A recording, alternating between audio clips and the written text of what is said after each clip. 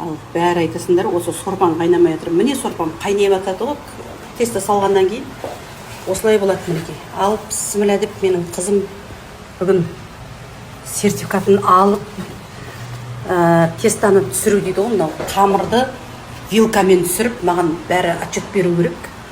Сол енді бүгін отчетті қабылдап алайын деп жатырмын. Ананы бір не қылып жібер.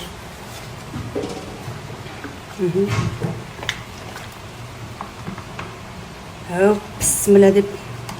Енді кейде сіздер айтып жатасыздар, барлық үйде жаңағы ұзын вилка бола бермейді мінекей. Ұзын вилка бола бермейді. Қазір енді бұл үйде вилка жоқ, не істеймін дейді. Мен айтам, вилкамен түсіресің деп жатырмын. Кәдімгі шағын вилкамен. Ал. Мінекей.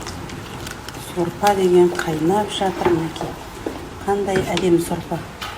Мынау жас қозының еті мына. Бүгінгі жас қозының.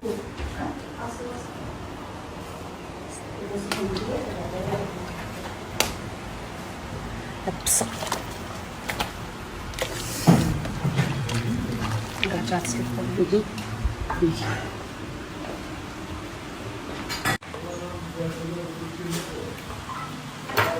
Ал қанымдар, мына етті көрсетші. Онда әр мүшені бөлек-бөлек кісілердің, қонақтардың алдына жеке апарып берді.